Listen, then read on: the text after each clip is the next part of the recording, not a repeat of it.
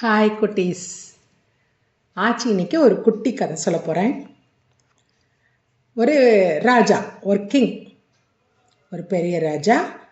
அந்த நாட்டு மக்கள்லாம் எப்படி ஹாப்பியாக இருக்காங்களா அப்படின்னு பார்க்கலான்னு ஒரு நாள் சோல்ஜர்ஸ்கிட்ட கூட்டிகிட்டு நம்ம எல்லோரும் போய் நாட்டை ஒரு விசிட் பண்ணலாம், நாட்டு மக்கள்லாம் எப்படி இருக்கிறாங்கன்னு பார்க்கலாம் அப்படின்னு சொல்லிட்டு ராஜா கிளம்புறாரு. ராஜா ஹார்ஸில் முன்னாடி போகிறாரு, பின்னாடி ஒரு 10 சோல்ஜர்ஸ். குதிரை எப்படி போகும், டக்குனு டக்குனு டக்குனு டக்குனு போகுது. குதிரையில் வேகமாக போகிறார் ராஜா. போய் நாட்டை சுற்றி பார்த்துட்டு இருக்கிறபோது ஒரு இடத்துல, ஒரு ஸ்பாட்டில் பார்த்திங்கன்னா மக்கள் ரொம்ப ஹாப்பியாக இருக்காங்க.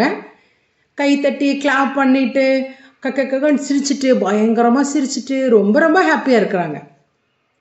உடனே ராஜா என்ன பண்ணுறாரு, என்ன அங்கே மக்கள் கைத்தட்டுற சத்தம்லாம் கேட்குது, என்ன பார்க்கலாம் அப்படின்னு சொல்லிட்டு ராஜா போகிறார், ஹார்ஸில் போகிறார்.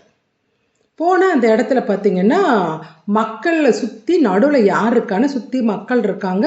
நடுவில் யாருன்னா ஒரு குரங்கு. அந்த குரங்கு என்ன பண்ணுது, இந்த குரங்கு வச்சிருப்பாரு பாருங்க, அவர் சொல்கிறதெல்லாம் கேட்குது. ராமா ராமா ராமா நீ தலைகீழா நில்லு அப்படின்னா தலைகீழா நிற்கும். ராமா ராமா எல்லாருக்கும் வணக்கம் சொல்லு அப்படின்னா எல்லாருக்கும் வணக்கம் சொல்லும். ராமா ராமா அந்த பாத்திரத்தை எடுத்துட்டு வா அப்படின்னா அந்த பாத்திரத்தை கொண்டு கொடுக்கும். இப்படி அவர் என்ன சொன்னாலும், அந்த குரங்காட்டி என்ன சொன்னாலும் அந்த குரங்கு செஞ்சிட்ருக்கு. மக்கள் எல்லாருமே அதை பார்த்துட்டு கைத்தட்டி ஆரவாரம் பண்ணி சிரிச்சுக்கிட்டு அப்படி ரொம்ப ஹாப்பியாக இருக்காங்க. இந்த ராஜாவுக்கு குரங்கை பார்த்த உடனே ரொம்ப பிடிச்சி போயிடுது. அடடா, இந்த குரங்கு சொன்னதெல்லாம் செய்தே, எவ்வளோ ஒரு பிரில்லியண்ட்டாக இருக்குது, நல்லா குரங்கா இருக்கே, நம்ம எப்படியும் இந்த அரண்மனைக்கு கொண்டு வந்துடும்னு சொல்லிட்டு இவர் நேராக அரண்மனைக்கு போகிறார். போய் மந்திரியை கூப்பிட்றார். போ, இந்த காசு கொடுத்துட்டு, எத்தனை பொற்காசு வேணால் கொடுத்துட்டு அந்த குரங்கை, அந்த மங்கியை கொண்டு வந்துட சொல்கிறார். மந்திரி என்ன பண்ணுறாரு, போய் அந்த குரங்கு வச்சுருக்காருல்ல அவர்கிட்ட போய் நிறைய பொற்காசுகள்லாம் கொடுத்துட்டு அந்த குரங்கை கூட்டிகிட்டு வந்துடுறாரு. எங்கள் அரண்மனைக்கு. அரண்மனைக்கு வந்ததுலேருந்து ராஜாவும் இந்த குரங்கும் ரொம்ப ஃப்ரெண்ட் ஆகிடுறாங்க, பெஸ்ட் ஃப்ரெண்ட் ஆகிடுறாங்க. 2 பேரும் ஒருத்தருக்கு ஒருத்தர் பயங்கர க்ளோஸ் ஆகிடுறாங்க. ராஜா கூடயே இருக்குது இந்த குரங்கு. சாப்பிடும்போதும் தூங்கும் போதும் ராஜா என்ன பண்ணாலும் பக்கத்திலேயே இருக்குது. ராஜா பக்கத்திலேயே வச்சிருக்கிறாரு இந்த குரங்கை. குரங்கு ரொம்ப பிடிச்சி போச்சு. மக்களும் ஓகே, ராஜாவுக்கு குரங்கு ரொம்ப பிடிச்சி போச்சிருக்கு, ரொம்ப ஃப்ரெண்டாக வச்சுக்கிட்டு இருக்காருன்னு நினச்சாங்க எல்லாருமே. ஆனால் அந்த ராஜா என்ன பண்ணார், ஒரு நாள் அவர் அரசவைன்னா எப்படின்னா ஒரு பெரிய கிங்டம். அங்கே தான் அமைச்சர்கள் வருவாங்க, புலவர்கள் வருவாங்க, மக்கள் தங்களோட குறைகள்லாம் சொல்ல வருவாங்க. அந்த அமைச்சரவையில் ஒரு பெரிய சேர் போட்டிருப்பாங்க, அரியணைன்னு சொல்லுவாங்க. அந்த சேரு ரொம்ப டெக்கரேட் பண்ணாலும் ரொம்ப அழகான சின்ன ஹைட்டில் வச்சுருப்பாங்க. நீங்கள் சினிமாலெலாம் பார்த்துருப்பீங்க, கிங் உட்கார்ற சேரெல்லாம் அந்த மாதிரி அவர் உட்கார்ற அரியணைன்னு சொல்லுவாங்க. அதில் உட்காந்துருக்க இடத்துக்கு பக்கத்துலேயே இன்னொரு ஒரு சேர் போட சொல்கிறார். சேர் போட்டு அங்கே குரங்க உட்கார சொல்கிறார். எப்படி இருக்குது பாருங்களேன், அது அவ்வளோ பெரிய கிங்டம், அவ்வளோ பெரிய அரசவை, பெரிய பெரிய அறிவாளிகள், பெரிய பெரிய புலவர்கள், மந்திரிகள், அமைச்சர்கள்லாம் இருக்கிற இடம்.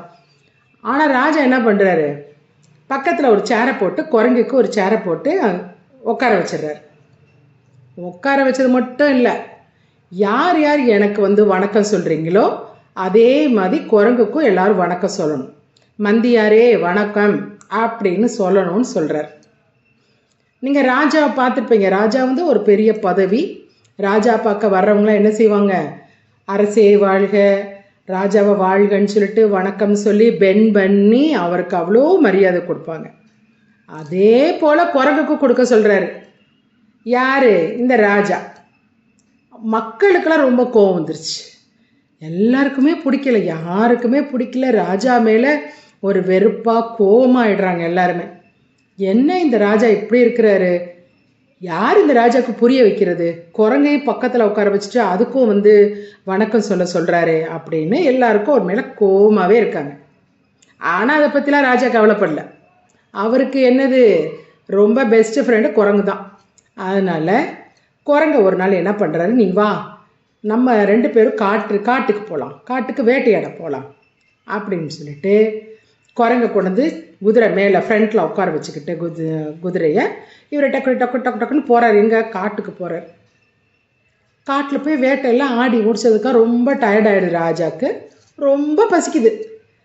உடனே குரங்கை பார்த்து சொல்கிறாரு, மந்தியாரே போய் எனக்கு கொஞ்சம் ஃப்ரூட்ஸு பழமெல்லாம் எடுத்துகிட்டு வாங்க, பறிச்சிட்டு வாங்க போய் அப்படின்னு. உடனே அதே மாதிரி இந்த குரங்கு என்ன செய்யுது, போய் மரத்தில் இருக்க ஃப்ரூட்ஸ் என்னென்ன ஃப்ரூட்ஸ் கிடைக்கிதோ எல்லாத்தையும் போய் பறிச்சிட்டு வருது. பறிச்சுட்டு வந்து ராஜாட்ட கொடுக்குது. ராஜாவும் ரொம்ப ஹாப்பியாக ஒவ்வொரு பழமாக உரிச்சு உரிச்சு உரிச்சு சாப்பிட்டுட்டு அது தோலெல்லாம் பக்கத்துலேயே போட்டு வச்சுட்டு, ஓகே நான் நல்லா வயிறு ஃபுல்லாக சாப்பிட்டேன், இப்போ நான் ஒரு குட்டி தூக்கம் போடணும், கொஞ்சம் நான் ரெஸ்ட் எடுக்கணும், கொஞ்ச நேரம் நான் தூங்கணும், அதனால நீ பத்திரமா என்னை நீ பார்த்துக்கோ அப்படின்னு சொல்லிட்டு ராஜா தூங்க ஆரம்பிச்சிட்டார். ஆனால் அவர் ஃப்ரூட்ஸ் சாப்பிட்டுட்டு பக்கத்தில் போட்டிருந்தார் பாருங்க தோலெல்லாம். அந்த தோலுக்கு அது ஒரு ஸ்வீட்னாலே உங்களுக்கு எறும்பெல்லாம் வரும் தெரியுமா, அதே மாதிரி எல்லாம் நிறைய வர ஆரம்பிக்குது. இந்த குரங்கு பார்த்துட்டே இருக்கு. அதில் ஒரு என்ன பண்ணுது, ராஜா மூக்கு மேலே வந்து உட்காருது. உடனே குரங்கு வேகமாக கையை ஆட்டி விரட்டி விடுது. அப்புறம் 2-3 பறந்து வந்து ராஜா கன்னத்தில் உட்காருது. மறுபடியும் என்ன செய்யுது, குரங்கு கையை ஆட்டி ஆட்டி ஆட்டி ஆட்டி எல்லாம் விரட்டி விடுது. அப்போ பார்த்து இன்னொரு ஒரு என்ன பண்ணுது, ராஜா கழுத்தில் வந்து உட்காருது, நெக்கில் வந்து உட்காருது ஒரு குரங்குக்கு ரொம்ப கோவம் வந்துருச்சு. எத்தனை தடவை நம்ம விரட்டி விரட்டி விட்டுட்ருக்கோம், மறுபடியும் இந்த வந்துக்கிட்டே இருக்குன்னு சொல்லிட்டு ராஜா பக்கத்தில் வந்து ஸ்வாடு வச்சுருந்தாரு பாருங்க. அந்த ஸ்வாடை எடுத்து, இப்போ ஸ்வாடு தெரியும் தானே, பெரிய ஸ்வாடு, இந்த ஸ்வாடை எடுத்து ஒரே வெட்டுது. வெட்டினா என்ன பண்ணும், அங்கே உட்காந்துருந்துச்சு, ராஜாவோட நெக்கு கழுத்தில் உட்காந்துருந்துச்சு. அந்த பெரிய ஸ்வாடை எடுத்து ராஜாவோட நெக்கில் போட்டால் என்ன ஆகும், ராஜாவோட நெக்கு தலை துண்டா போயிடுச்சு. ராஜா செத்து போயிட்டார். பறந்து போச்சு. சரியா? ஆனால் குரங்குக்கு தெரியல, அது அனிமல் தானே, அதுக்கு தெரியல. ராஜா இறந்து போயிட்டார்.